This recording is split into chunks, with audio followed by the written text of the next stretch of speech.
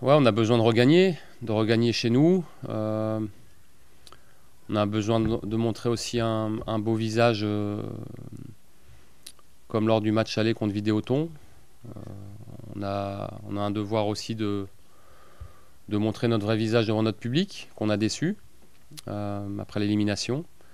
On a à cœur de faire tout ça. On veut vraiment faire un match très plein, très engagé, jouer à notre niveau tout simplement. Et si on fait ça, on doit pouvoir s'imposer chez nous. Des fautes sur on est en retard sur le deuxième. Sur le premier, il y a le centre et après ils ont une réussite incroyable parce que Guillaume veut la contrôler, il rate son contrôle et ça fait une passe décisive pour son partenaire. Bon, après sur le deuxième, on est en retard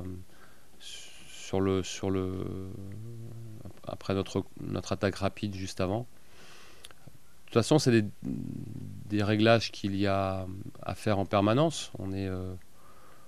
On a modifié, on a un nouveau gardien, on a une défense qui est en partie remaniée. Il faut qu'on retrouve des automatismes et ça ne se fait pas comme ça du jour au lendemain. Le travail, il est bien fait, les joueurs se connaissent de mieux en mieux. On cale les choses pour s'améliorer tous les jours. Et ça passe par l'entraînement. Et après, il faut le matérialiser en match. Bah, comme je l'ai dit, il faudra qu'on vive avec. On ne reviendra pas là-dessus. Il faut qu'on vive avec ça. On a fait une bêtise et elle est toujours présente. Et on est toujours déçu de ça. Maintenant, le championnat continue. Je pense que le groupe et l'équipe a eu une très belle réaction à Angers. Ça n'a pas été suffisant pour le gagner. Donc il y a de la frustration et de la déception sur le score. Sur le contenu, on a répondu présent. On sait que c'est toujours très difficile de s'imposer à Angers. C'est toujours des matchs compliqués là-bas. Et ce que l'équipe a montré contre une bonne équipe d'Angers est plutôt encourageant.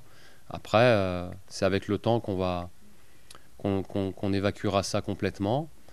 Il faut regarder devant et devant c'est Metz. On est chez nous et on doit continuer à engranger et être surtout très efficace pour prendre les points dès maintenant, même si on sait qu'il y aura toujours des choses à améliorer pour le collectif. Je sais pas, j'ai pas de recul sur ce qui se passait avant.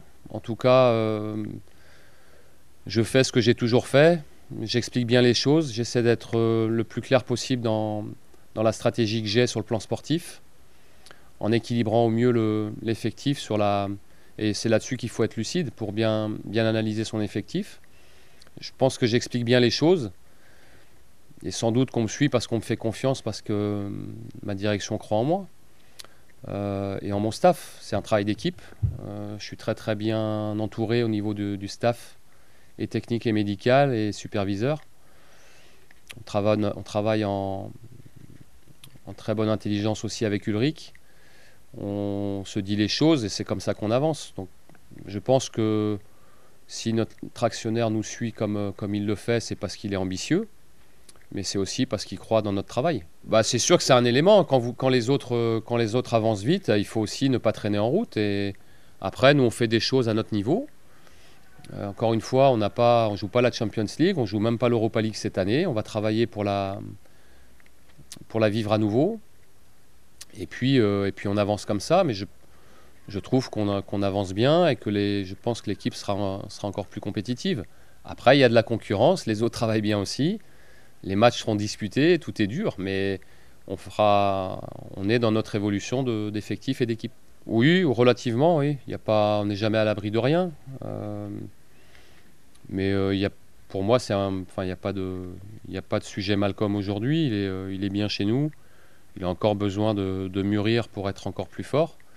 Il a un très gros potentiel. On sait que sans avoir rien à avancer, on peut penser quand même que dans les 2-3 ans qui viennent, il sera dans un très gros club. Mais pour le moment, je pense qu'il a encore besoin de mûrir chez nous. Et surtout, il est très heureux chez nous. Donc, il n'a pas de volonté de départ. Après, qu'il y ait des clubs qui soient intéressés par Malcolm, c'est pas illogique. Ouais, ils ont fait un match un peu bizarre contre Guingamp. Ils ont bien maîtrisé leur sujet pendant un long moment. Ils ont ouvert le score. Et puis, curieusement, ils ont laissé l'initiative à Guingamp, qui n'en demandait pas tant et qui s'est imposé. On sait que Metz, c'est une bonne équipe, il y a des bons joueurs. Même s'ils ont perdu des joueurs importants comme Andjek, Doucouré, Diabaté, Sarr, c'était des joueurs importants. Ils ont aussi recruté des très bons joueurs, comme l'Argentin au milieu ou Nolan Roux devant par exemple. Et de toute façon, plus on va avancer dans la compétition, là ce sera notre 4e match, plus on sera dans l'intensité. Après, ça doit nous permettre de mieux démarrer. Vous avez le sentiment que Bordeaux est un peu diesel? Je crois pas. Je crois pas. Le profil de l'équipe n'est pas diesel du tout, au contraire. Après, chaque match a son histoire. On a fait les deux l'année dernière. On a aussi été capable de marquer au bout de 15 secondes. Voilà, on veut toujours bien démarrer. Après, il y a un adversaire, il y a un match. Mais je ne crois pas que ce soit lié au profil de l'équipe, au contraire. Il faut qu'on fasse le point. Son agent est venu. On doit discuter pour trouver une solution. Parce qu'on est toujours entre deux.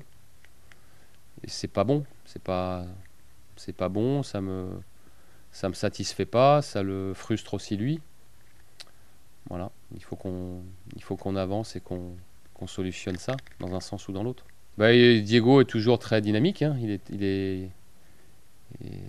Encore une fois, que ce soit le joueur ou le garçon ou l'homme, moi j'apprécie beaucoup.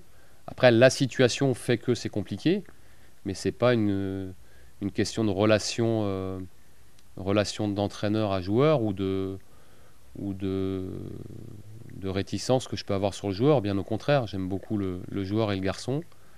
C'est un garçon qui a toujours été important pour Bordeaux.